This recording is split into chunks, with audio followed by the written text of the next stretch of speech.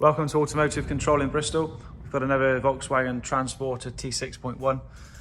We've put a huge roof-mounted monitor in the back, which takes HDMI, has Wi-Fi built into it as well. We've also removed the original VW radio and installed the Alpine Halo 9 with the original Alpine fitting kit, which is the gloss black rear section, so there's no top pocket in this one. HDMI input, HDMI output, Apple CarPlay wireless. We've added a rear camera, obviously the tailgate's open, guidelines can be removed. We've linked the front screens to the back screens, so whatever plays on the front can be played on the back, and that will all come out through the vehicle speakers. If not, the back screen can run independent. We've got all the vehicle info, parking sensor retentions, steering wheel control retention. We've got car settings, so we've got all the vehicle settings are all still enabled and accessed through the Alpine screen.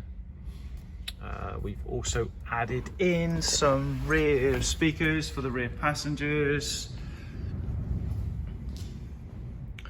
Up in the, very dark in here, but up in the corners, I think you can make that out, but up in the corners you've got the set of 13cm focal coax as well.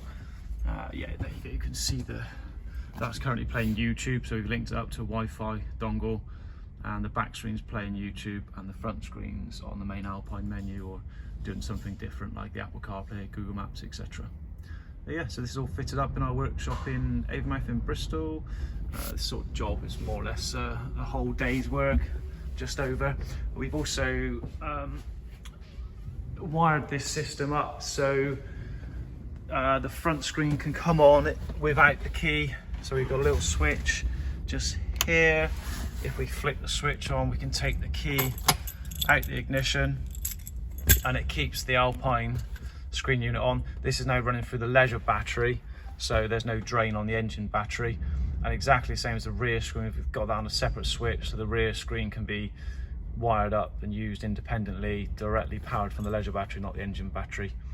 So at the minute the keys are out the ignition, just here. If I pop the keys back in to the ignition,